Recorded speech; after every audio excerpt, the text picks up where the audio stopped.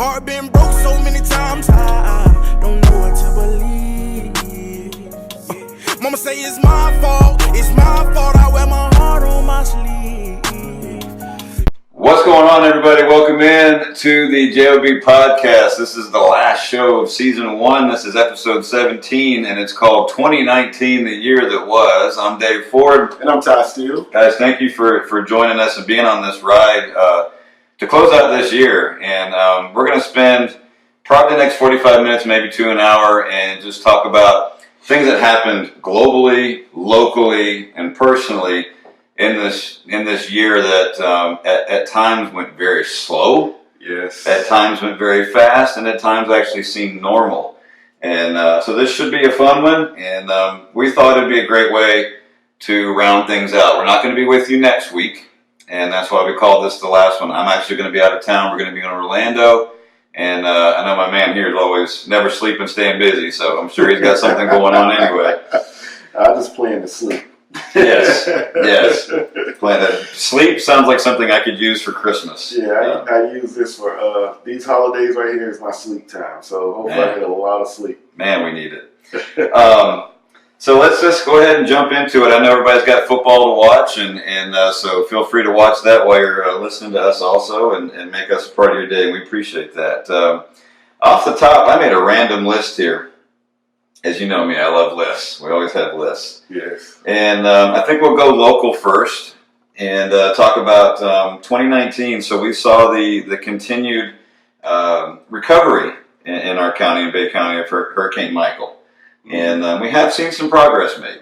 Definitely some progress. I'd say we're about 60 to 70% damaged structures remain. I would say that much. You ride through some places and you're like, oh man, it's still like crap. Hasn't been touched. But a lot of places have been replaced. 23rd Street is still trying to come back up. Yes. I guess that one big structure, I think they're building something there. I don't know. But I'm waiting for one of my favorites to open back up, Euro Cafe, Taco Casa. I've never been there. What? Never been there. I think you're the one that told me about it. Yeah, those were like my first jobs. That's why I know Taco Bell, Taco Casa was my first job. Kind of convinced the owner, Jeff English, he's like a dad to me up until this day. I convinced him I was like, you need to buy Euro Cafe. I was working there. That's when he bought Euro Cafe. So he owns both of those places. Okay. But I love making Euros, and it just depends on where you're at. Most folks call them gyros. Yeah. But I call it Euro Cafe. It's actually pronounced Yetero. Yes, it is. It's the one that people have no idea how to say it. But it is great. Love tzatziki sauce. Love all of that. It is definitely a blessing. You have to educate me on that place. We'll have to go there sometime. We definitely got to go there. I'm missing out on something. Definitely got to go. So yeah, I mean, we still do have streets that haven't been touched. There are places that are boarded up, and we don't know if it's going to be permanent or not. But I would like to hope that in 2020, we'd like to see our town maybe down to 50% would be good. 50 to 60% would be great. Yeah. We still do see some debris trucks here and there come through. Definitely. And we still have quite a bit of blue tarps. Yeah. But, overall, there's some positivity going on, and it's going to take a long time. So for 14 months to pass, I think it's safe to say that, and fair to say that it's pretty good. Yeah, it's getting better. It's definitely getting better. When we get our housing situation fixed, I think it'll be a whole lot better. I know a lot of people have moved away. A lot of people want to come back, but it's just so expensive to stay here now. It is. So, my prayers are definitely, because I'm one of those people that really needs to move in like a hurry. I love my apartment complex. Do not get me wrong, but it just does not love my bank account. Right. So a lot of folks are in that situation now where they're dealing with that. So definitely praying for the housing situation. I know they're going to be building a lot more homes, but I've seen something go up. Lots of apartments coming up. Yeah, they were building some affordable homes. I think they're putting up in Glenwood. I really don't like the design on those. I think they're more like modular homes. Could be, yeah. It doesn't look too good, but I mean, at least it's some homes, but I would definitely want better. Yeah, because the last thing we want is to make it look like it's a survival area. Yeah, I mean, with all these FEMA parks right now, it's scary. I went to one of my good friends who's a coach, went to his house. They're staying like in a FEMA trailer, and it is beyond small. And I'm just praying. I mean, he's not complaining. I mean, he's Right. happy. They got a roof over their head. But definitely got to do something about housing here. So I pray in 2020 that the housing situation definitely gets fixed. I just, my biggest prayer is like, just in Panama City, Florida, we need, I don't want those people up there to lose their jobs. Those commissioners, all those guys, I love them. But they've been here for a while. They've been in for a long time. We need people with great minds that are going to say, we're going to bring some jobs in Panama City. Panama City is just not a retirement town. They're on the hot And seat. that's what they dubbed it as. We need some of these jobs, some of these manufacturing, these companies that want to open up here. They keep telling them no. We need some of those places. Need some visionaries. I mean, we say it's a tourist town, but what are we really touring? I hate to put my city down, but like, man, Closed Villa's been closed. Right.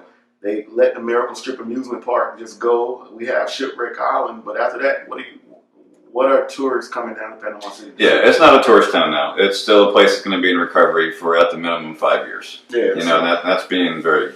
It's very. What's the word I'm looking for? Conservative. Yeah.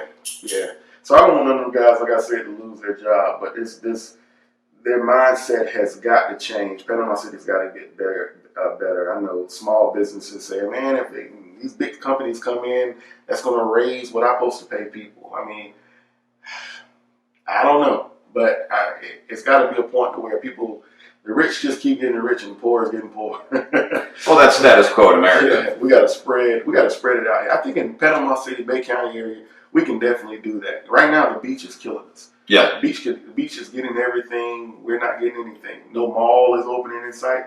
And I hate that's my 2020 year review. But I mean, like, hey, man, we don't have Panama City Mall.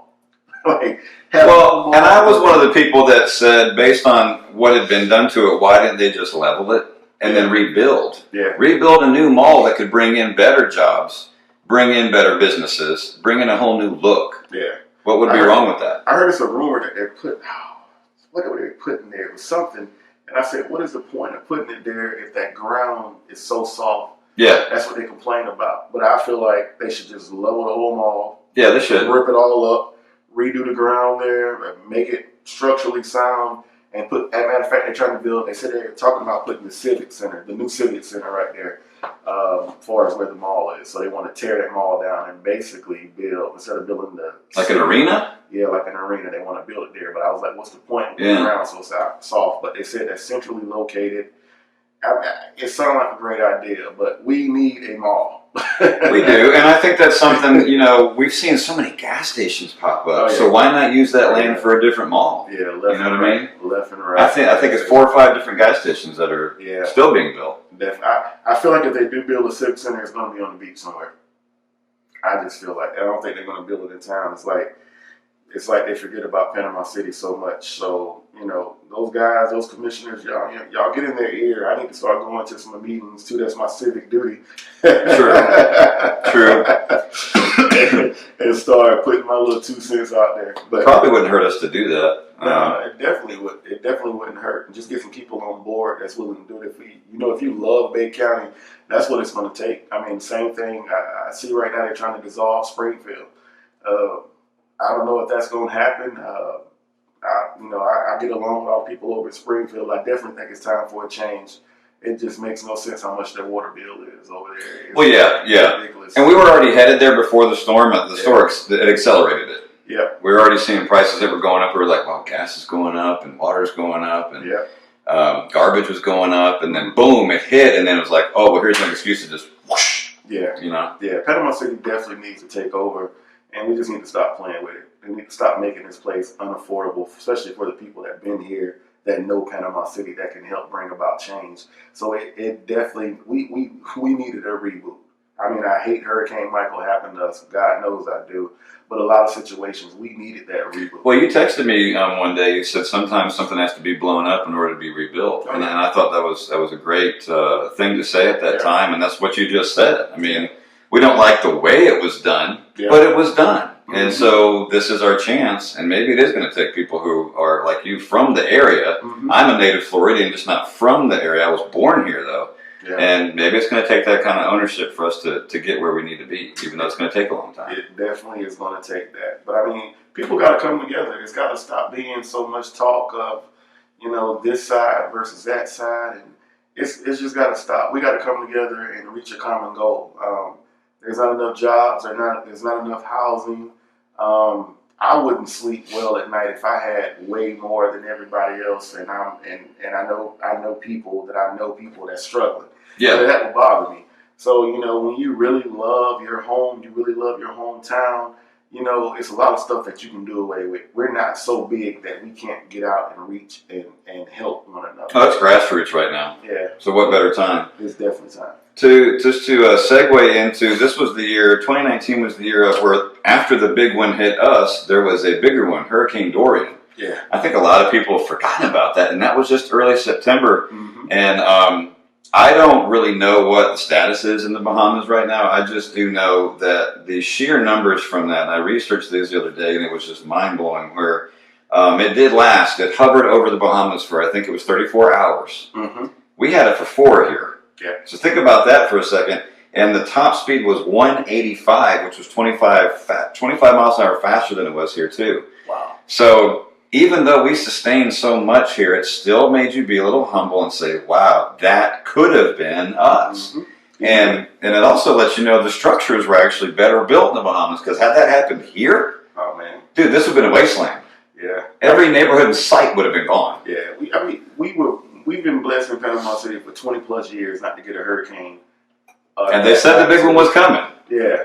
And we've just been blessed for so long. So we didn't repair anything. We didn't cut trees down like we normally did. We didn't do all of those things that we should have done to prepare for that. So, you're right, man. My heart goes out to the people in the Bahamas. I know they're still dealing with it, but it was always good to see people of all over saying, you know what, let's go help the Bahamas. Let's go do this. Let's go do that. But then it also made you pull back like, man, why y'all didn't come help us? I did feel that way, yeah. I felt very resentful. Yeah, I mean, people still don't know the magnitude of everything that we dealt with or still dealing with in Bay County and in Panama City, Florida, and other surrounding areas. It has been a struggle. So just leaving and going out of town and coming back here, you still see all those trees down on 231. Mm-hmm. You still see the yards messed up. It's still some debris around here. I mean, them rebuilding Temple is a great thing. Yes. That's a great... It's a cornerstone. It's a capstone for us. It's definitely a start in the right direction, but we just need more here. If we're going to be a true tourist town, we definitely need more here. And I don't even know why Club La Vila closed. Anybody y'all work at Club La Vila, let me know why they closed, because, we was dealing with without power, and we thought the whole world had ended because Hurricane Michael blacked us out. But if you ride down Panama City Beach, it was lit up. I'm like, yeah, it was a different world. What's going on? So why is Club La Vila closed? I don't know, but I mean, it had to be something because that place makes that's Disney World. Big cash. For adults. I mean, oh my gosh. So for them to close was major. Entertainment-wise, let's take a different way. Game of Thrones actually ended after 8 seasons this year. I was a huge fan of it. Me and Demi are huge fans of it. Did you ever get into that at all? I never watched Game of Thrones. I think I've seen like clips and bits. But you're a fantasy fan, right? Yeah, I'm definitely. I think you'd get sucked into it. Mm-hmm. I mean, shoot, we have every season on a box set anyway, so if you want to borrow it, just come over here. I mean, we're like a rental place. So that was a big deal. It's crazy because that's how America is. We really treasure our entertainment, probably more than we should. Yeah, we do. And that was making headlines for months and months. And then the season finally came and they cut it in half. It was only 6 episodes. Yeah. But they made them 2 hours apiece, right? Mm-hmm. And so it's over. And then as America goes, oh gosh, what are we going to do now? It was the same thing with The Cosby Show. Yeah. It was the same thing with Cheers, and Seinfeld, and Friends. What are we going to do? We lost our big show. Well, Mandalorian's up now. I'm wearing the t-shirt today. Mandalorian, that is the newest, coolest thing, and I'm so thankful that Jon Favreau took over. If you don't know who Favreau is, he's the big fat guy in Iron Man. Mm-hmm. And he's been an actor for a long time. The guy's a genius with it. He's taken Star Wars back to its roots, and for guys who are the age of the franchise itself, and nerds like we are with it, it's like, thank you. Finally got in the right hands. Yeah. Now, I haven't seen the new movie yet. Have you seen it? With the new Star Wars? That's on my bucket list this week. Yes. Definitely. It's got to happen this week. I got to go see Queen and Slim, and I got to go see Star Wars this week. Yes. Queen and Slim, I definitely want to see. just for the the love story they told me that it is. But Okay. they say it gets violent and crazy. So, and I'm gonna be disappointed at. Oh, that's like the Bonnie and Clyde kind of thing. Okay. Bonnie and Clyde. So I definitely want to check that one out. And I got to see Star Wars. I'm probably watching Star Wars by myself. But don't get caught up like I do reading so many reviews. Now, Yeah. I think I have seen a couple things I shouldn't have seen. It was a spoiler for me. Yeah. But I'm already nervous about it just because I'm a harsh critic. Yeah. I take Star Wars seriously. Again, I mean, the first bed sheets I ever had were Mhm. Star Wars. Okay. And my mom made them. And Wow. she went to the store, the fabric store, made my pillows, made my bed sheets. So I've got the original stuff where Luke is holding up the lightsaber, Leia. I got all that. And I had Star Wars and E.T. dude, these kids just don't understand. You try to pass it down to them, like, dude, we had the coolest stuff. We really We did. definitely had the coolest stuff. If anybody hasn't seen the new E.T. commercial, I think that debuted around Thanksgiving. Yeah. You saw it, right? Yeah, I saw the E.T. commercial. Man, Yeah. dude, that one pulled on the heartstrings a little bit. Yeah. So, Yeah. anyway, moving on. Sports-wise, it has been an insane year. Where you have the Washington Nationals came out of nowhere, won the World Series. Exactly. The Patriots won their 6th Super Bowl. That sucks. That's not going to happen this year. I'm going to call it now. Before we got on the air, they're not representing the AFC in the Super Bowl this year. That's not happening. I do love Tom Brady. I appreciate greatness. Yeah. But there's a new guy in town called Lamar Jackson. Yeah. He is revolutionizing the quarterback position. No more of this. He's a runner. No more of this. He's athletic. No, the dude's the new age of the quarterback. I think Tom Brady will probably be an LA Charger next year. I'm going to tell you, I hope that he retires. Yeah. And I'll tell you why. I'm such a deep traditionalist. I know. So you go back in time and you see where great quarterbacks went to a different team. Joe Montana went to the Chiefs. Johnny Unitas went from the Colts and went to the Chargers. Yeah, that hurt. I believe, O.J. Simpson left the Bills and went to the Niners and finished with them. Yeah. And on and on and on. Luckily, John Elway never did that. He had the sense that when he won those 2 consecutive Super Bowls, he's like, this is it, Yeah.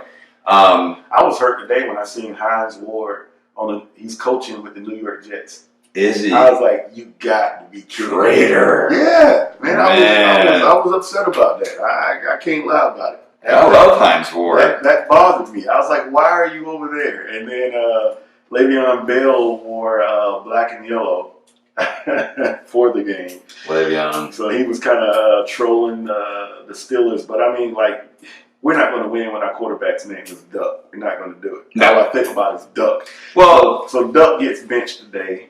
Then they bring in Rudolph. yeah. He gets hurt, and they bring Duck back in. And I swear, none of these guys can throw a ball in the ocean standing on the beach. Glad you brought up Rudolph because I think if you can try to think real quick, if there was another more bizarre moment in sports other than Helmetgate that happened this year. Oh, man. For those of you who don't remember, let's do a little bit of rehash. I think it was Monday Night Football. Yeah. Monday Night Football, Browns, Steelers. They hate each other already. Rivalry goes back, 50 years, if not 60 years. And there were 7 seconds left in the game. Yeah. The game was won. Steelers had it. And, help me with the defensive end's name.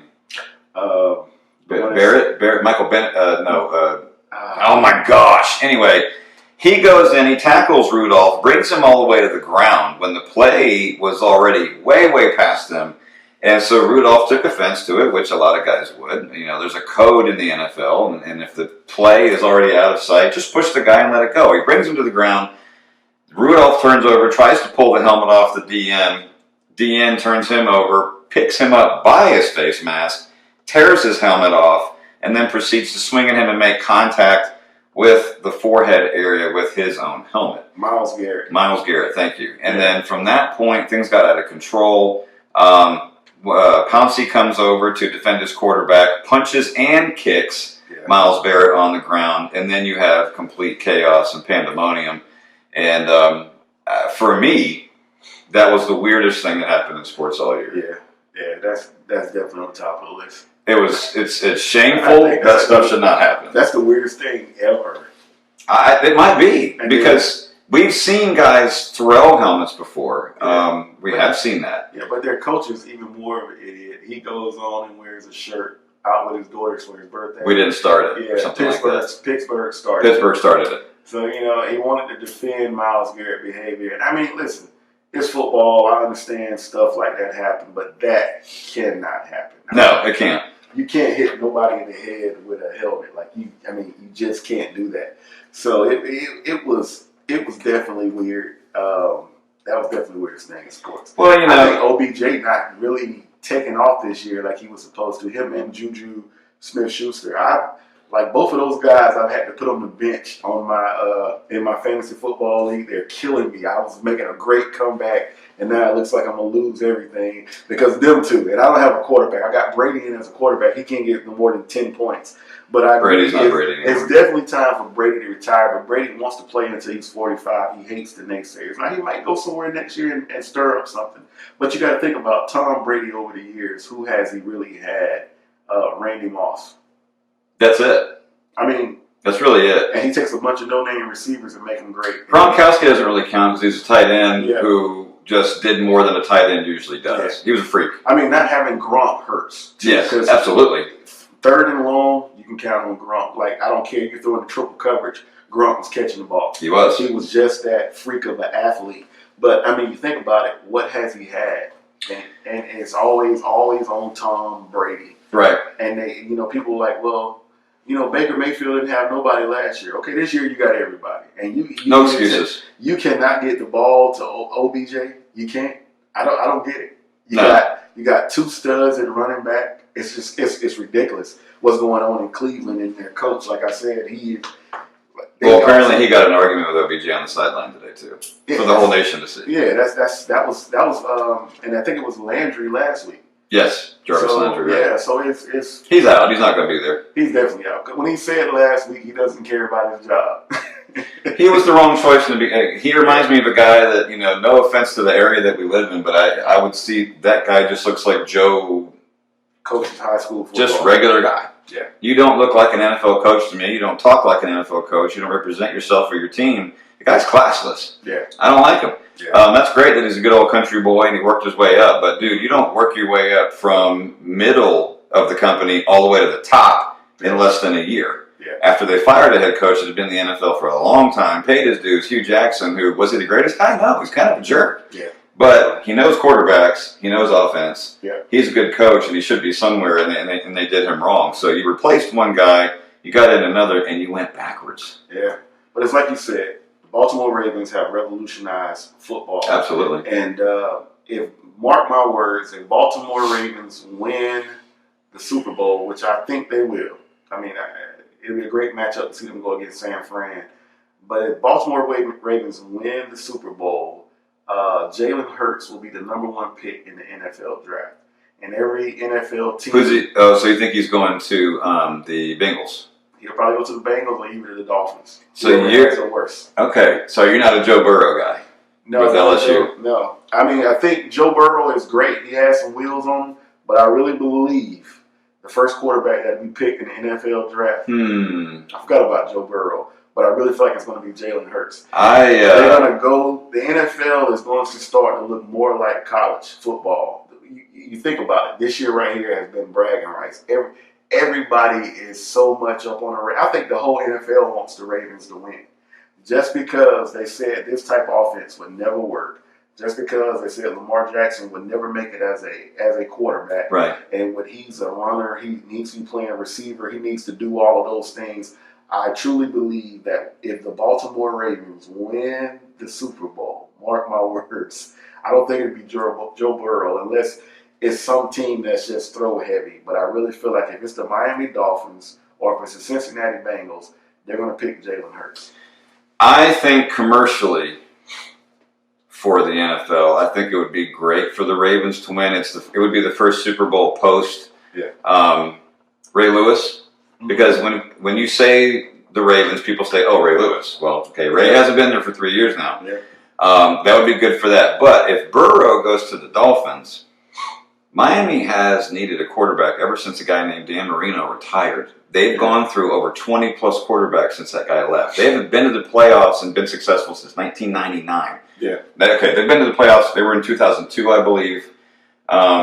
I might be messed up on my Miami facts here, but they haven't made any noise since the late 90s. No, they haven't. They haven't. They have not been to a Super Bowl since Dan took them there in 1984 against the 49ers. Yeah. It's been a long time. Joe Burrow would be a great fit. Yeah. Joe, I'm a huge fan of this guy. I really am. I like him in college, but I just feel like NFL. Well, I like his. This is the thing. This is how I think. I think, you know, from a PR standpoint, commercial. I look at Lamar, who is exciting and is electric and radioactive. I look at Joe as Joe Cool. The guy's got the hair. He's got the look. He's got that way about him where he's humble, yet he knows he's good. Yeah. And Lamar knows he's good. Yeah. They're both humble. Yeah. And they come from different sides of the tracks. And I think the NFL needs that. That could be a great rivalry in the AFC. Baker Mayfield could throw just as well in college. Baker's messed up here. Baker's definitely messed up in the head, but everybody liked him being a jerk. They was like, oh, that's... And they're tired of him now. They're definitely tired of him because he sucks. But I think of us saying the prototypical NFL quarterback is this, I think those days are... Well, that word's dead now. Yeah. It's definitely coming to an end because you just don't know. I mean, we didn't get to talk about Terrell Pryor as much, but how good he was for Ohio State. Right. And they got him to the NFL and said, now you're a receiver. Yeah, he could catch the ball, but imagine him playing quarterback. He went to the wrong team at the wrong time. He definitely went to, and I mean, you think about it, a lot of these kids are broke. And they're just happy to get there to make a few $1 million, and then, you know, which definitely doesn't turn out to be enough. But I really think the face of it is changing. So we'll see. I believe that LSU might get their behind handed to them by Oklahoma. No. Okay. Stop it. Okay. I'm glad. They're good. I'm glad. See, I love our chemistry because we Clemson for now is still the reigning champs. Yeah. They're still in the race. Now I actually have them winning the whole thing. Yeah, but think about the Heisman jinx. Think about your Heisman quarterbacks or Heisman winners and the big. Did Jameis Winston? No, Jameis didn't win one. Did he win? Yeah, he did. Okay, think about Jameis after the Heisman. You got a Heisman trophy winning quarterback who just loves to throw the ball to the other team yesterday.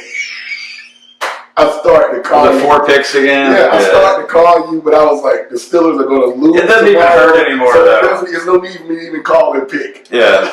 When you've been beaten up so many times that you don't even feel the bruises anymore. You know? Hey, I think he probably won't be with Tampa, but he's going to be on another team. He's going to help another team somewhere. See, I actually disagree. They're going to re-sign that dude. You think they're going to? I told you that last week. They're going to franchise him. Yeah. They're going to franchise him. He needs some more development. I think the more as he gets older, he matures, he'll be a lot better. I mean, the arm is there, but just taking the chances is what he's got to get out of. Bro, this is the thing. He doesn't need development as a quarterback. He needs development as a man.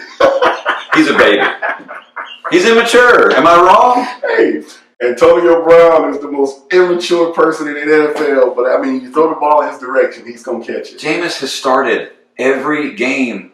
Well, not every game, but he has been a starter in the NFL since day one. Yeah. All 5 years. And so you're going to tell me he hasn't had enough time to develop? That's crazy. Yeah. No other quarterback in history has had that much time to develop. So he's an immature joker. And I don't have any time for him anymore. I really don't. Oh, yeah. And, you know, I watch all these different things that people talk about. We having sound problems? What's going on? Oh, we're still good. Okay. Keep it going. Keep it moving. Steve McNair sat behind Chris Chandler for 2 years when they were still the Oilers and transitioned to be the Titans. Steve McNair was better for it, but he only got 2 years to sit. And then he came in and he became an All-Pro and a Pro Bowl quarterback and went to the Super Bowl. So you got 5 consecutive years. You've had long enough. No, I think Jameis is going to re-sign. They're going to take the $20 million option for the year. They're probably going to give him a 1-year contract. Yeah. They're going to say, okay, you're on death row right now with us. Mm-hmm. Bruce Arians has changed. I'm not happy with Bruce Arians anymore. I was a huge fan of him coming in to coach the team. But he's soft now. Yeah. He's not the guy he was with the Cardinals. Yeah. He is not the guy who was a 2-time NFL Coach of the Year. Mm-hmm. He is babying Jameis to the point where it just makes me sick. He's definitely babying Jameis. So, anyway, moving on. Back to college football. It's just depressing to talk about my team. I still think that Clemson has been slept on all year long. I still think that just because they're in the ACC, that everybody is completely asleep on them. Last I checked, they're a 2-time defending champion out of the last 3 years. And Alabama is not there to have anything to say about it this year. Yeah. I still think Clemson takes it. Now, I think LSU is going to beat Oklahoma by 2 touchdowns in that game. I really, really do. I think LSU has found lightning in a bottle this year. Nobody saw that offensive system coming. And he was the perfect quarterback at the perfect time. He's the guy who paid his dues and was in the transfer portal. He's like the new, he is the poster boy for getting the transfer portal and making the best out of it. Mm-hmm. He left a great spot in Ohio State, but he just wasn't getting that opportunity. And he went to a place that was in the deep south, because he was an Ohio kid. Yeah. That's why I think he's still going to go to the Bengals. I really do. He's an Ohio kid. They'd be like, hey, you're right in our backyard. The Bengals need a savior. They haven't been anywhere since 1989. Did you realize that? Yeah, but the thing is, if he's smart, he won't go to the Bengals. But that's the thing. Is okay. Eli did. Eli did. Eli Prime did. example. But did it really work out for Who him? did he get picked for? Who picked him up first? What team was it? He went to the Chargers first. It was to the Chargers. And they traded to the Giants. His dad told him, like, he doesn't think about this kid's career. They moved to the Giants. He won 2 Super Bowls. And I know it. I still think we have a mixed legacy on him. I mean, but did he really win those Super Bowls? You have one of the luckiest circus catches ever, David Tyree on the side of his helmet. And then the second one, you beat a New England team that should have been 19-0, and they just had a bad night. Yeah. So by default, Eli's going to get in the Hall of Fame because he won 2 rings. Of course. But if you take the rings away, dude, does he get in? No. We know this. Yeah. So did it really work out for him? I don't know. I mean, he got 2 Super Bowls. Who'd you pick to win the national championship this year? Football? Yeah. I think it's probably going to be Clemson. So you're thinking them too? Yeah, but I mean, Ohio State is not a pushover, but it's like, I look at Clemson, I look at Ohio State, I look at strength of schedules. I don't care about what goes on in Big Ten, I mean, ACC, like, who is a dominant force in the ACC right now? Who has Clemson played? Well, you only have FSU, you have Miami. Yeah, but they're not North Carolina. They're not on no up and up. They only beat North Carolina by 1 point. Yeah, they're not on any up and up. Miami is bad. They're garbage. FSU was bad this year. You think about it, ACC is not a powerhouse. Big Ten doesn't see big games until it's time for the playoffs. Big Ten's overrated. They usually get their behind handed to them. It's kind of like me watching Notre Dame, and people are getting hyped about Notre Dame. I'm like, for what? Number one, they're not in anybody's conference. And then when they do play a team that has any meaning or any depth to them, they get the brakes beat off of them. Yes. But you come over here, and, you know, if you're Alabama has had to go through Auburn. Even Alabama had a weak schedule. They had a weak schedule. But, I mean, LSU had the toughest schedule. LSU had to play Florida. They had to play Texas A&M, Alabama, all of those different Auburn. Teams. Florida, the same thing. You have these different SEC schedule is hard. I mean, always will be. Bobby Bowden said a long time ago that he would never sign up for the SEC. He was smart. It will kill your playoff chances or your championship chances.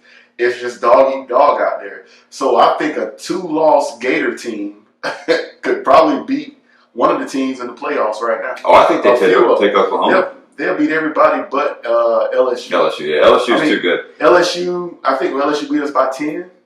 2 touchdowns. It might have been 10 or 12. Yeah. It wasn't bad. We got in there, but the thing is, we didn't even have a quarterback this year. So you imagine those teams. So when you're playing like an LSU powerhouse, it is definitely hard. Now, the fan in me wants Jalen Hurts to win it all this year. That's what the fan in me wants. I like him. Only because of how the card he was dealt in Alabama. Yeah. Sure, Tua's a great player, but Jalen put the team on his back, but they never developed him as a thrower, which drives me insane. Like, how are you just a run-only team? And you got all the number 1 draft pick. I mean, all the number 1 5-star athletes out of college, high school, and you guys can't throw the ball? It makes no sense. So I've seen him develop more in Oklahoma. He said something today. He uses nothing he learned at Alabama to play quarterback right now. Jalen's going to get the last laugh, dude. That's the thing is, we saw him come in and rescue the team in the SEC championship, and that was just last year. Yeah. And then he went to Oklahoma, and I was like, oh, this is going to be kind of interesting to see how this works out. And I think that he has maximized, like you said, the card that he was dealt. I like him as a person. He seems like a really good kid. And he looks across and he sees Tua, who's got a messed up hip and also had a broken nose. And I am not a believer in Tua. Oh, yeah. I was not a believer in him before even the ankle injury that he sustained. He's obviously not a durable guy. And that's not his fault. I like Tua, great character guy, but if I was an NFL GM, I am staying away from him. Staying away from him. If you've already been that beaten up in college and you think you're going to be able to take the NFL grind, it can be easier? No. Oh, yeah. Jalen's a lot healthier. Yeah. He has been hit a lot less, and he has looked better this year than he ever did at Alabama. Big time. I don't believe in Tua. All this talk about, the Dolphins should still take him. Oh, he's still going to go in the first round. I don't see it. And I've been wrong plenty of times in the past, but I'm not a believer in Tua. I got you. Not from a football standpoint. I got you. What else? Oh, Raptors. Raptors won the NBA championship this year for the first time in franchise history. That was major. But let's be honest. They bought it. They won by default because if Golden State hadn't lost KD, and then you lose Klay Thompson, Golden State should have won that thing. LeBron had to go through the same exact thing. You think about it. What's that? When LeBron lost, when he lost Kyrie, then he lost, he played center, but they didn't call him center. Oh, the big white guy. Yeah, so it was LeBron versus the Golden State Warriors. And he still won I think he still won a game out of it, or he might have got swept. I don't know. But, I mean, I didn't feel bad for Golden State. I was ready for Golden State to give it up. Well, that's the thing. Golden State still is going to come back. They're terrible this year because Steph is out, Thompson's out. Draymond is the only one that's still there in the starting lineup from the original 5, and they've lost their subs. They're not the same team, and my son is a huge fan. That's his favorite team. And I'm like, look, just be patient. They'll be back. They'll be fine. Steph's going to be back any day now. Thompson will be back at the beginning of next year. They've already ruled him out this year. I'm like, dude, you know what? Just chill out. Take it. They're getting a year to refuel, and that's going to make them the most dangerous team in the NBA when they come back next year. Exactly. Exactly. Personally, what 2019 saw was you and I left a career field that we worked really, really hard. Oh man. To get into, and that is teaching. Now you're still doing a form of it. You're just not in the classroom doing that everyday thing. And I know that's something that you and I didn't see coming. Well, maybe not at the same rate of speed. I think you saw yours coming long before I did. And that was a major move because every time, you and I have gone back to that campus and the kids miss us. Just picking up the kids the other day, I had a few reach into the car, give me knuckle pounds, please come back, please come back. That feels great and everything. And like we said, we do miss the kids. Yeah. And we do feel a little bit guilty sometimes. There are a couple times each week where I think about them, and we keep track of them. We contact them on social media, on Instagram mostly. And, there is that bit of a guilt factor. Are your headphones messed up? Yeah, my headphones are out. Christmas is coming, right around. You still hear yourself, right? Yeah. Yeah, you're good. So you got that sound. Shoot, I would have ordered you headphones. You got something cool on the way anyway. Yeah. But it's cool. So would you say that 2019 saw you leave one position and you upgraded? Are you happier? Now, I know you downgraded in salary. Yeah. But you upgraded in maybe how you feel about it? Is it? Yeah, definitely a lot more happier. I think there's I can touch more kids doing what I'm doing right now, which is great. I love it. I love seeing young people get the chance to go to college, but I miss my middle school students. They inbox me on social media all the time. They would have all these questions that they would normally ask me at my desk. Right. And I'll answer them and, tell them I'm praying for them, need them to be strong. But I do miss it. I really do miss it. I know we talked in terms, and one of our listeners told me he heard what I said when he was like, hey, if this place offered you a job back, would you go? I was like, no, I wouldn't go back. Yeah. I mean, it's just the principles of some things. People, like you said, sometimes you got to blow it up to be able to rebuild it, man. And then some people got to see less of you to be able to appreciate you. Yes. So, you know, when you see less of me, you're like, man, we really miss Ty because Ty would talk to me about this or Ty would do that. Mm-hmm. So I really feel like, you know, my presence not being there was kind of like needed.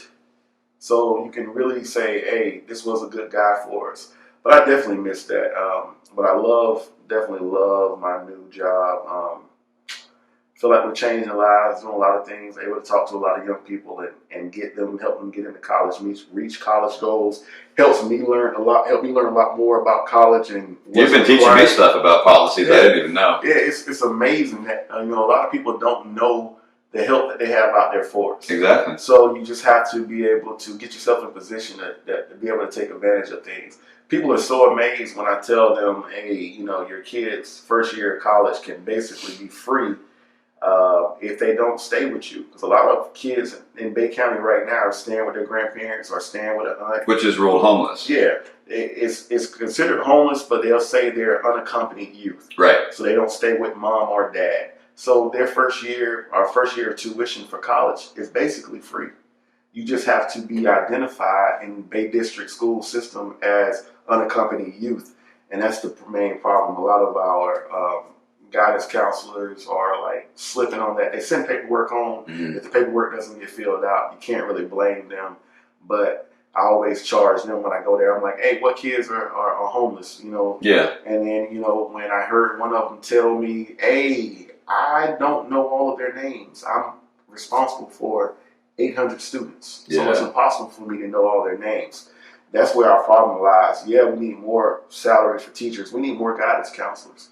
We need guidance counselors that's taken probably from alphabets. You got 1,900 kids in the school. You need to split that up between 10 guidance counselors. Absolutely. But so you can start building those relationships. And if I have a relationship with you, I'm going to talk to you more about school. Right. Or what's going to help you get to the next level versus if I don't know you and I'm just typing up a schedule for you. That's just it. It's impersonal, yeah. So we need those parents that really care about their kids' schoolwork and stuff like that, and actually for them going to the next level. So if you got a senior out there, parents, definitely talk to me. I'm telling you, I didn't know all these things about 2 foreign languages, different things that we need. You know, it's so much information out there. We just got to take advantage of that. Got to pull it out of the air. Yeah, and I do want to say this, though. We hadn't touched on this. I don't know if that's in your paperwork. What you got? We got to talk about West Florida football. Oh yeah, Division 2, baby. That's that is a big deal. Only in their 3rd year. Yeah, that's a big deal. That is amazing. I mean, you got kids from Panama City that's on that team. Some that was on the team that's not on the team now. I just think they could have had the championship. So it's amazing what God is doing around us in those areas. But one of my things in 2020, I pray that we care more about sports, we care more about school, but it's going to require a lot of changes in our school system. I don't know if we're ready for that change yet. I guess we'll find out. I don't know. I don't even know how to react to that. But yeah, congratulations to them. That was just yesterday with that big win by 8 points. They had a big lead and it got a little tight late. And to do that in only year 3. And I remember I guess it was about 6 years ago when the press was out there saying, hey, UWF is going to have a football team. I'm like, what? Yeah. You're going to compete with the rest of state Florida? Yeah. And I was like, that's a joke. And then they had their logo come out, and I'm like, I just don't see it working. And again, hey, you just never know if you get the right coach. Yep. Nobody had heard of the guy. Yep. And you get players who are hungry. Yep. I've been trying to tell us, like, hey, Gulf Coast State College, we need a football team. We have too many athletes just sitting around here that didn't go anywhere that could easily qualify for Gulf Coast and go in and make some noise. There is a wealth of talent around here. But the thing is, these talented kids, as talented as they are, they got to have the right attitude. Knuckleheads. They got to have the right mindset. Yeah. I think I know marijuana is not legal in a lot of states, but if you're a student athlete and you're smoking weed right now, you know, you are really hurting yourself. You're doing yourself a disservice. Well, yeah. You're stunting your growth in a lot of ways. You're stunting. You're messing with your mind. Your mind is still being developed. Mm-hmm. Weed is not for everybody. Vaping, as you see, is killing people left and right. Yet we still have so many kids that are doing it. You know, I don't know what's going on with this generation. And we can say the kids change, but I don't really think the kids change that bad. I really feel like the parents have changed. I can walk through the door and smell like anything other than what I was supposed to, and my grandmother already sniffed me out. True. What did you have? What does that smell on you? Yeah. And then something was being done about it. You know, she was getting me. She was gonna tighten me up. Luckily I didn't come home like that. I came home one time. I think I had been drinking, and God forbid them greasy hamburgers she made me eat because she knew. I had liquor on my stomach. But you know, we parented back then. And a lot of parents now are just allowing things to happen. Let me talk to it about my kid. Let me talk to him about it. Let me see this. And, that's a soft approach. Some parents just use the cursing approach. They want to yell, scream, and curse. And that doesn't work. I know. And I mean, they tune all of that out. Yeah. If you're too passive, they're definitely tuning you out. And if you're too aggressive, they're definitely tuning that out.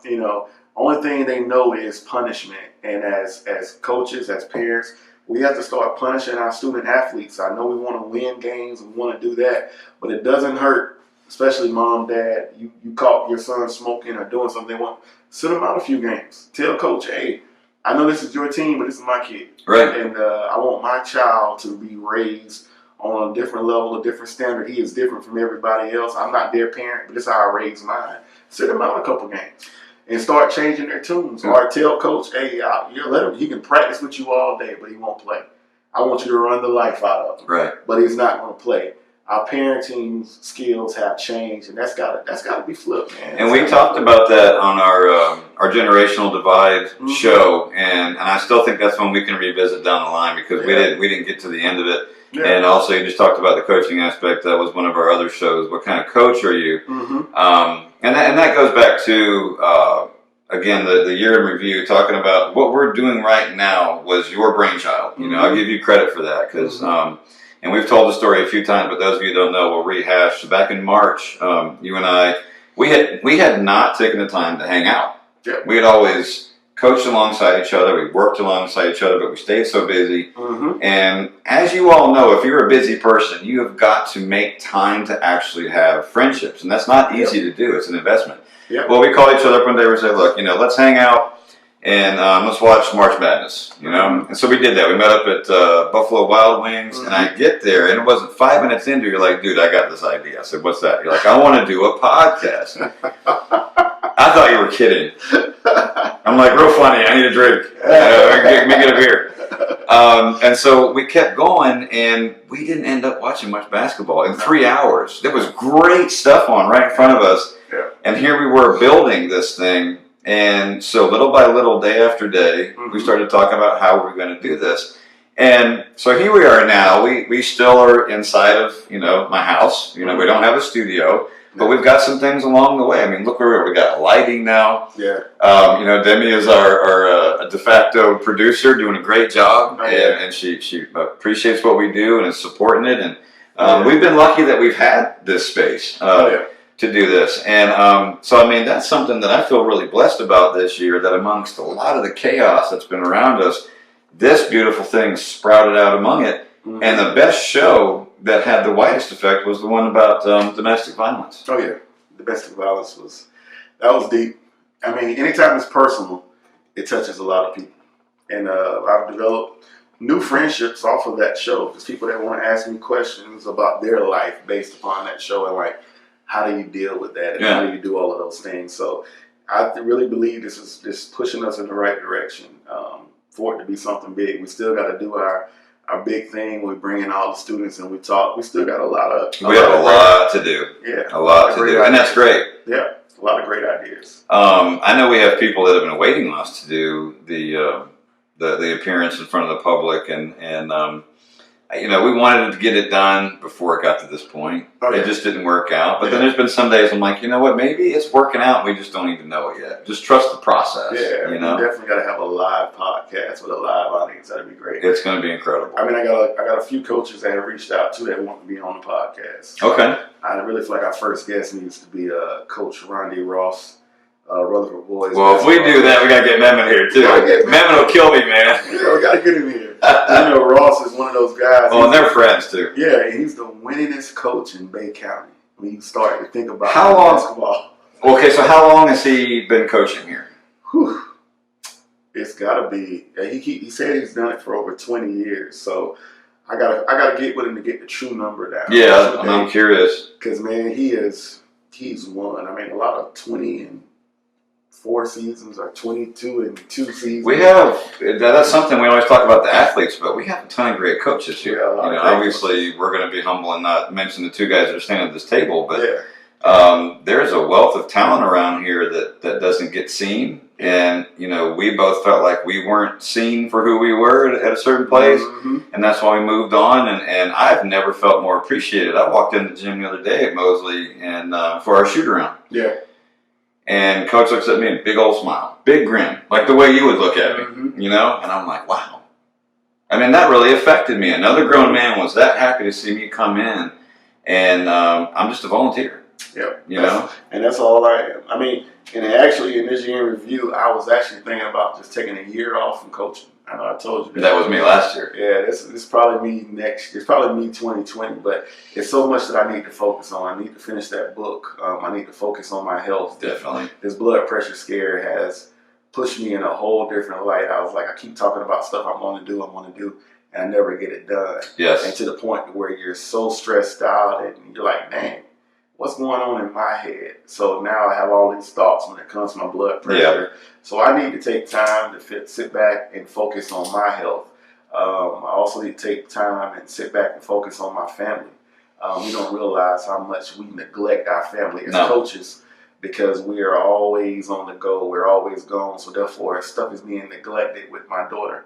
I have a great coaching friend, Jason Dempsey. Love Jason Dempsey. Stays up in Mobile. Jason on his way to be a head football coach wherever he wanted to be, but he has these two young daughters, and just to see him with those girls is like a blessing to my soul. But he said, I'm going to stop coaching and focus on my daughter playing basketball. Mm-hmm. And he done that, and I'm telling you, he is the happiest he's been his whole life. And I need to focus on Janaea with a lot of stuff with her basketball, different skill sets I feel like she should have that she hadn't got yet. And she has so much stuff that she's doing that I really need to be a part of. And I need to go see my daughter in college. It's so much, I've given so much of Ty still, but I don't have much to show for that from the outer appearance. But the kids' lives I've changed. I know that's the bigger blessing of it all. So there's so many things I need to sit back and focus with on Ty. I need to get Ty healthy. I need to get Ty's mindset right. Because honestly, I don't think I've healed from those situations where I know I should have been hired for a job and I didn't get the job. I hate to keep harping on it, but there's no reason to why I shouldn't have. And I think I still hadn't healed from that process. Right. So 2020 for me is going to be a lot of healing, a lot of dealing with my health, a lot of dealing with more family-wise because like I said, neglected them like crazy because I've been coaching since before me and my wife got married back in 2004, 2005. I've been on this crazy journey of just coaching. So, and I sit back and I look at it and I'm like, dang, that is like 14, 15 years. I've took kids from playing football as toddlers to watching them now play in college and graduate. And a lot of my first year players are young men who are having children now. Right. One of my players, I think yesterday, had a beautiful baby. Him and his girlfriend and stuff. So it's like life is it's constantly going. It doesn't stop. And I can't be that Coach Ty where I used to be, where I get out there and run. Mm-hmm. I have to reevaluate myself. I'm supposed to coach semi-pro, be offensive coordinator this year, and I've been really thinking hard about that. I mean, I love those guys, but I gotta start loving me. I'm so glad you brought all that up because when everything was going on last year, being displaced from being in our home, that's when it was really hitting me hard, all the late nights. Yeah. And just missing people, you missing your family. And I wrestled with that, so when you just said you're actually kind of reconsidering, I'm like, I can definitely understand. I completely understand that. And just the other day, as happy as I am right now, I'm loving being at Mosley. I love those kids. I love the coaches. Mm-hmm. Started thinking again, I'm like, you know what? I feel like inside that God's telling me, hey, this is like the best situation you've ever been part of. So why not be? Maybe this is the way you go out. You know, maybe this is going to be. Yeah. You don't ever want to say it's it. Yeah. But you want to have a nice little point where you just kind of. You coast on out. You just kind of ease on out, you know. Yeah. When you think about it, I can honestly say, storm hit 2018. Yes. So 2018, I almost died. Almost died. Yeah. 2019, with my blood pressure being 180 over 110, almost died again. It's a wake-up call. I mean, Ty still has got to change some things if Ty wants to be around. And if I'm not going to be around, I need to start getting things in motion and making those relationships really great with my family and friends. And it's like, you hate to think about that, but it's like, you just go. And I see people all the time work their fingers to the bone. I was talking to a young man yesterday about how he's saving all his money. I'm like, dude, buy a new car. Your car is freaking 20 years old. Yeah, you can't take it with you. And I'm like, buy a new car. So he's like, I'm trying to save for my retirement. I was like, you know how many people that retire and a year later they die? I was like, my uncle was one of those. I mean, tomorrow, that's going to be one of those things that hit me hard. December 23rd, I lost my uncle in 2017. He had just retired 6 months ago and was saying, nephew, this is the greatest time of my life. And died December 23rd, 2 days before Christmas.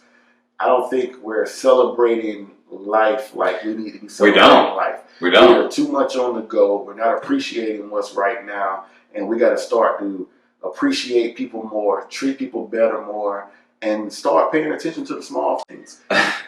I think this next year, one of the things I'm really going to concentrate on, aside from, you already hit it pretty well, is taking care of yourself. Yeah. And that's not being selfish. Yeah. A lot of people have a common misconception, almost a derogatory idea of when you say, I'm going to take care of myself, they go, oh, well, excuse me, don't take care of your family. It's like, no, dude, okay, I'm not taking care of my family if I'm not taking care of myself. Yeah.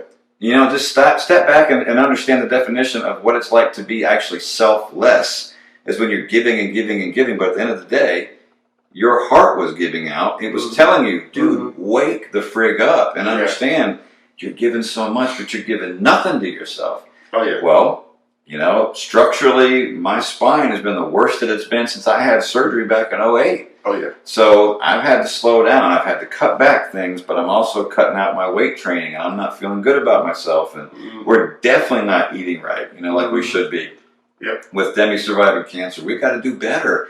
And that inspires me, though. Like, I'm not a New Year's resolution guy. I don't do that. That stuff's corny to me. You always break them anyway. You do. You're like, oh, this is too hard, forget about it. It sounds really sexy when it's December 31st on New Year's Eve. I'm going to do this, man. This is going to be my year. No, screw that. Yeah. Just be the best version of you. And you said it too.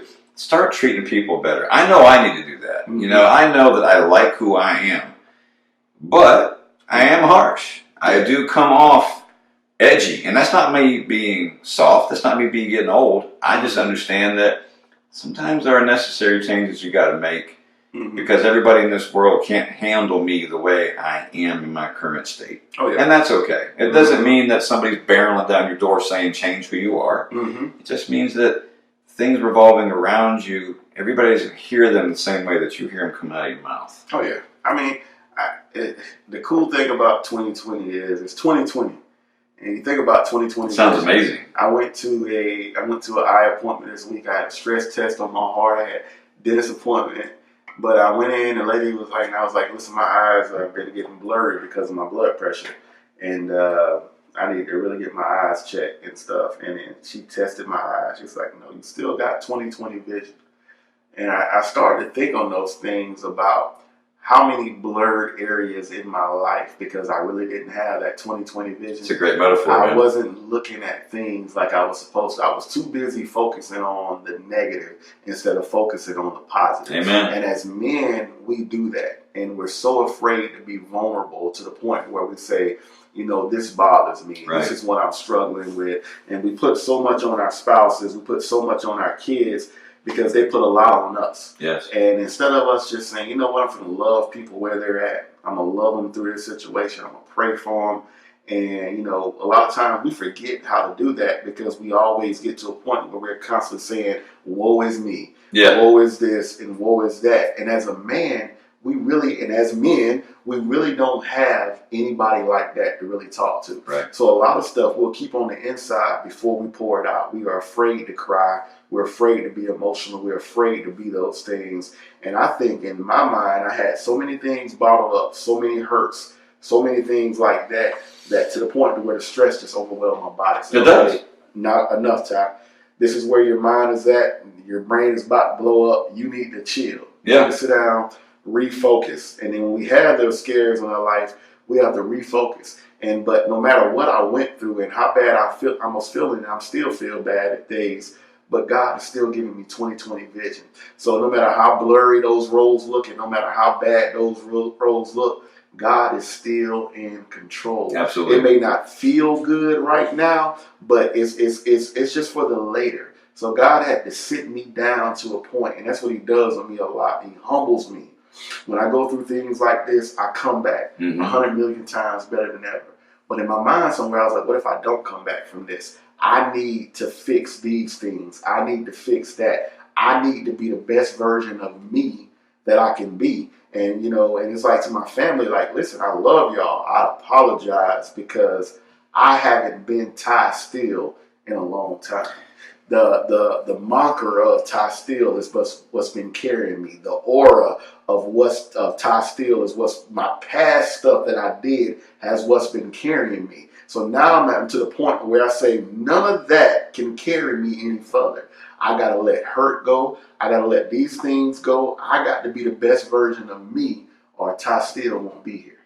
The great thing though, in all of that I hear is that you recognize it. Mm-hmm. That is the start. And I'm no therapist, but it just, I'm a great listener, and what I get all of that is a man who recognizes his faults, a man who recognizes where he needs to get better, and that's where we start. If you just kept doing status quo and kept saying, well, this is who I am, and I'm a grinder, and I keep going, and people love me, and they're going to be there if they want to be there, then you're not going to make change. Yeah. You're going to be keeping the same guy, and you're going to have a stroke, quite honestly.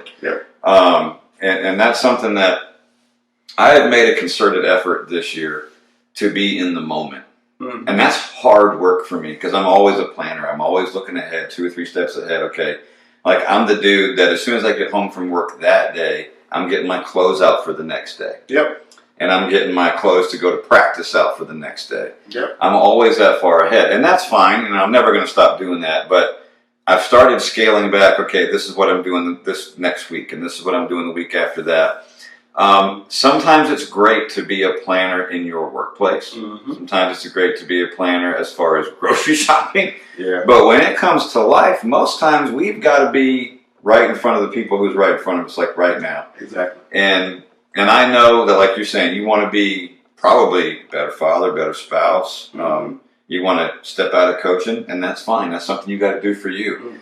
Mm-hmm. I know that I have started really looking my family members in the eyes deeply beyond just their eyeballs because I want to touch them in a way where they really understand that that's how much they mean to me. Yeah. Like I'm not just Dad. I'm not just Dave. I'm not just a guy coming home to spend a few hours a day with you. Yeah. I plan on going nowhere. I plan on being here a long time. And then having to do that, I got to eat better. I got to get some sleep. That's something that's got to get better for me. Definitely sleep. Sleep has been something that has slowed me down monumentally on my levels and in my energy. Yep.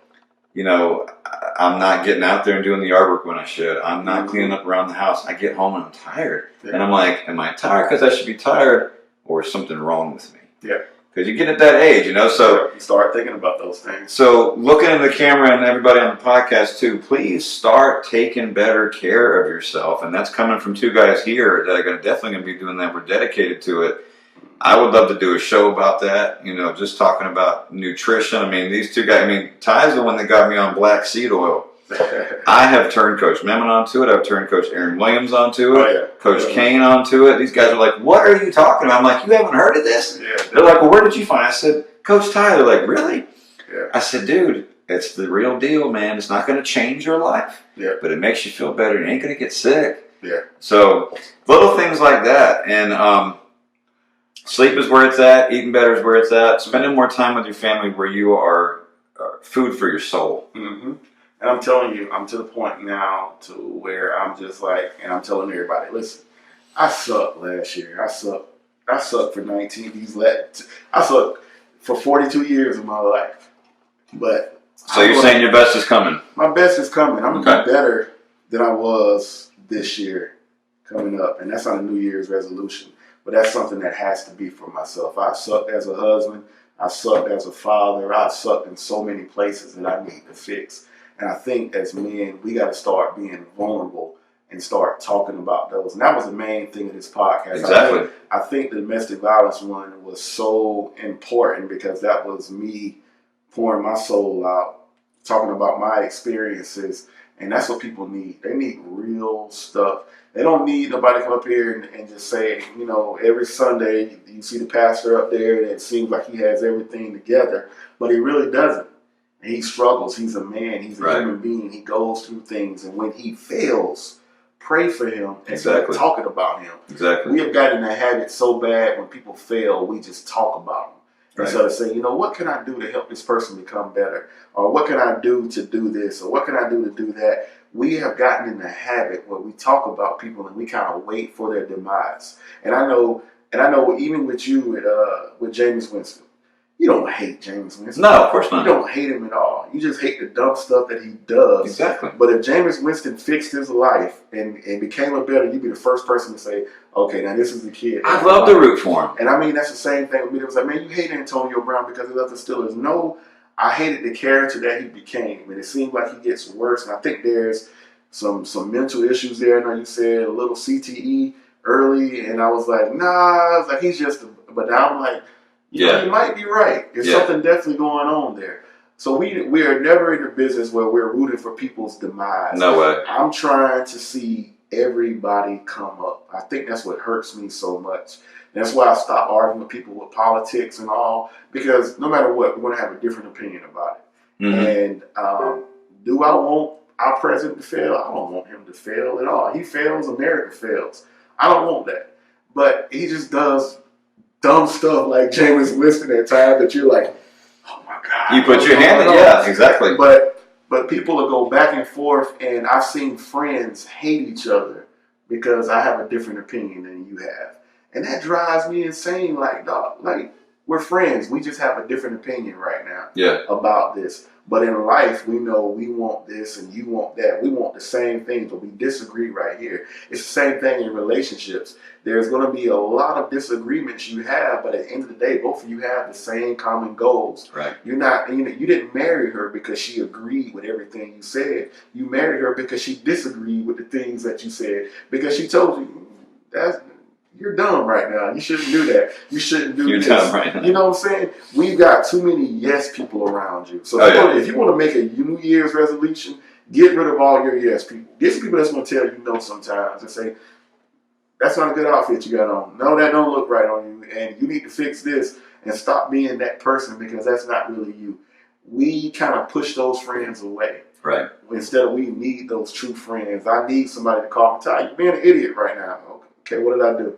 Let me fix that. Well, you and I gravitate towards that. That's why we're friends. Yeah. You know? So, we appreciate the constructive criticism, and constructive criticism is going to come. People just got to learn how to makes you better, man. We tell our players all the time, if I pull you off the court or pull you off the field to talk to you, don't take it personal. No.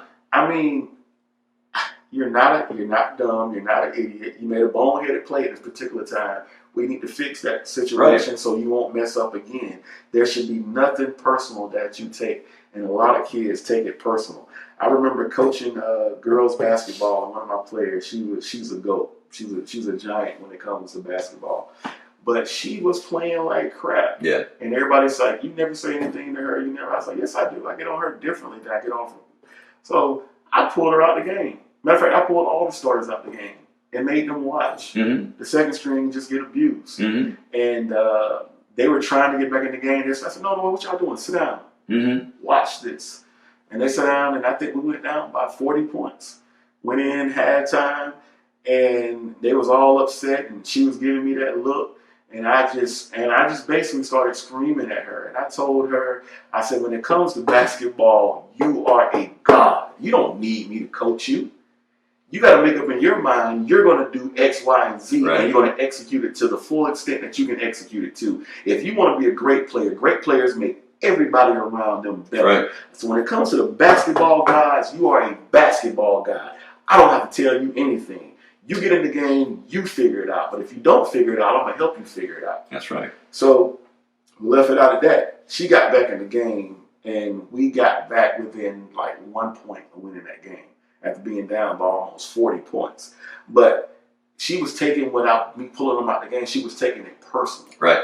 And you can't take things personal like that. And a lot of us go through life and we take things personal. Mm-hmm. We'll see somebody's post about their political views, about what they feel about Colin Kaepernick or whatever, and then they take it personal, and they say, you know what, I'm not going to be Dave's friend no more. Right. So imagine if I wasn't Dave's friend no more, I wouldn't be able to have free therapy every weekend. This is basically what it is. I'm getting free therapy right now. Sure. I'm pouring it out to myself, but we've got to learn to get over those things. Trust the people around us, love the people around us, and start to appreciate them. I was so blessed yesterday just doing those little toy drives that I was working. I was tired. My head was hurting. I knew my blood pressure was high. I didn't feel right. But it was just a blessing in being there and seeing those families that were in need. And a lot of us are in need. I'm in need right now, but I'm still helping. And it blesses me to be a blessing. And people don't realize that, man. So we've got to take that on over into this new year. So I need to be better. And Coach Bell, you're right. Coach Bell said health is important. Absolutely. I'm still finding it difficult myself. We have to do it for ourselves and our families. Because, listen, I'm not 25 years old anymore. I'm 42 years old. I'm closer to 50 than I'm closer to anything. So I've got to take better care of myself. And I got a birthday next month, so I'm going to be 43 years old. Man, you catch up with me just for a little bit. Yeah, so, we've got to do better. And I'm telling you, I sucked up until this point in my life. I don't care what accomplishments I have. I've sucked if I don't go home and start doing the right things and loving my children how I'm supposed to love my kids. Well said, man. Hey, before I put 2019 in the rearview mirror for me, I just want to say that this is a great ending as far as being in our home for this Christmas, not being in a rental house. Amen. Not having cancer as a part of our life. Yeah. Not having praying mantis come out of real Christmas trees. Yeah. Just having a normal Christmas this year. I'm really looking forward to it. Destiny came into town today from Pennsylvania, so we got everybody here. And I am just looking forward to peace, serenity, seeing the kids smile, taking them to Universal, coming back, and starting the new year. And I have adopted a powerful motto that's been a part of American history, and I brought it out yesterday. Didn't know I was going to do it. And before our tournament game yesterday, I looked at the eyeballs in the locker room, and I said, raise your hand if you know who Malcolm X was. So I wanted to drop some knowledge on him real quick. And I saw maybe 7 hands come up. Coach Memon raised his hand too. I was proud of him. I said, now what was his quote? And it really froze up. I said, by any means necessary. Mm-hmm. And I said, now that quote was taken by a lot of people in our country as derogatory and as attacking. Yeah. I said, this is how I'm going to look at it. I said, by any means necessary for us means that you focus on your strengths and that you release your weaknesses and try to make them better. Mm-hmm. So for me, for Dave Ford in 2020, it's going to be about by any means necessary. I'm going to be a better person. I'm going to be a better man, and I'm going to come back stronger. It's not a comeback story. Just been a lot of setbacks. Oh yeah. And I know that this show is just scratching the surface. We haven't even done anything. We had 17 shows. We could have had about 24. We missed a few weeks. Mm-hmm. I would love for our audience to become more interactive. I would ask that a favor from you all, whether you listen, whether you watch, whether you do both. Shoot us ideas. Feel free to let us know what is on your mind. Even if it's just one person and we look at it and say, you know what, let's do that show for so-and-so. Mm-hmm. If there's something that's on your heart and you really think that we need to get it out in the open, this is your show. Yep. This is not Dave and Ty's show. We are the mouthpiece. We're the conduit. We're the ones getting it out there. It's your show. And on our fan page, let us know. Get on our YouTube and click and like and share. Help us get that message out there. That's what this show is about. That is the mission statement of it. It's not just about men. It's about all of us. We're all in this together. And in 2020, let's just make this the coolest year as far as trying to make everything in your life better. Don't just throw it in the garage like we do. We have a garage we have to clean up. Well, we have a garage in our souls, and we say, we don't want to deal with this today. I'm going to bottle it up. I'll get to it later. There's no tomorrow. And like Ty was already talking about, it's time to focus on now. It's time to focus on, it's got to be now. You had a heart problem. That was your brain, your body, and your mind saying enough is enough. Oh, yeah. So if you do anything, I implore all of you, and I'm speaking from myself and my heart and also to my man here, is it's not about making it about you. It's about making it about the people that's around you, but you got to take care of number one first. You can't always share and not pour into yourself. So we all got to do better with that. We all got to help grow our area back to where we want it to be. No, this is not a tourist town anymore. This is for the people who are here grinding out. We're all we've got. Yep. That's all we've got. Every neighbor that you got in your neighborhood, every neighbor that you got in your apartment complex or wherever you are, we're all we've got. Mm-hmm. So we got to link hands and pray for each other and get stronger. We have no help coming from the outside. Make no mistake. We're all we've got. I know Miss Sweeting said, Mr. Dave, that's my quote for next year, by any means necessary. Amen. Let's get it. And then I just want to leave you with a Martin Luther King one, which is one of my favorites. The ultimate measure of a man is not whether he stands in moments of comfort and convenience, but where he stands at time of challenge and controversy. And through my little illness that I was going through, I got to a point where I didn't want to stand anymore. I didn't want to fight. I was like, I just feel miserable. Mm-hmm. And I was like, man, I see what my grandmother was talking about. She was like, Lord, just take me on now. Because I was in that much pain. I was that scared. Yep. But through it all, I realized I've got to stand. And I got to fight. I was going to wear my Mike Tyson shirt today, but I was like, I had it on too many shows. But that's your favorite shirt. But I've got to fight through this situation. I fought to work out this week. Felt great afterwards. Mm-hmm. But I still have my moments where my head is just cloudy and my blood pressure is high. So I know they're going to have to change my medicine. Y'all be praying for me. I go back to the doctor on December 30th. He's going to ask me how that blood pressure medicine went. And they're going to have to change it. I know they are, but I definitely don't want to be on a liprenacil or whatever it is. That's the most scariest one when it comes to African Americans. But I'm on a diuretic right now that makes me go to the bathroom and pee all the time. Yep. So I'm actually losing weight. Just stay away from those sugar-free chocolates. Oh my gosh. So I'm losing weight. And I'm working out more. But this week right here will be a time of just rest for me.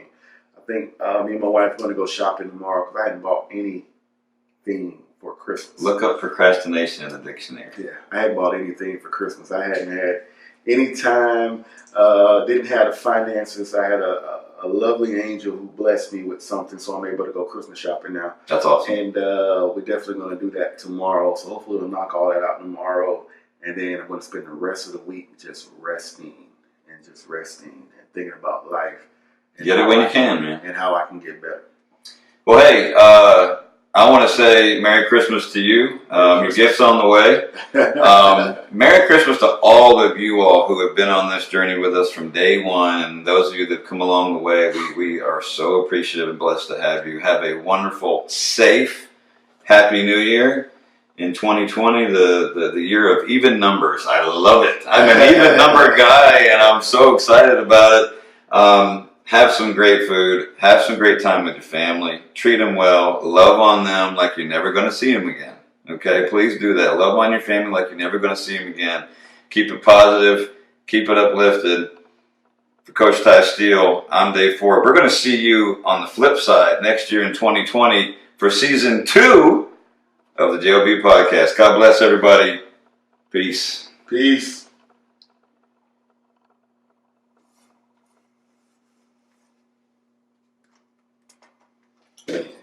That was a good ending. I need to pee.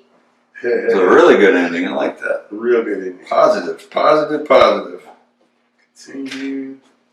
Yeah, my headphones died. And I hadn't been charged. I never charged them. Oh, I didn't know you had to charge them. Yeah, these are like the studios. Oh, okay. So you can still hear through yours, right? No, once you took the sound out, Okay. I couldn't hear anything.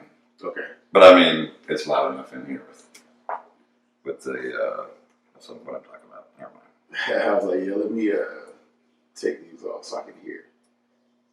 Let's sprout podcast, dude. Oh, 2%, man. We got done at the right time. My iPad's about to conk out. What's going on in this Cowboys-Eagles game? Win and you're in. That is the sorriest conference, man. Yeah. NFCE least is what I call it. Oh, we got another fight today. Yeah. Stop with these guys, man. I can't believe it's dark out already. Well, yeah, man. It's 5:30. Jameis says, when I don't turn the football over, I'll be a great QB. Man, you're an idiot, dude.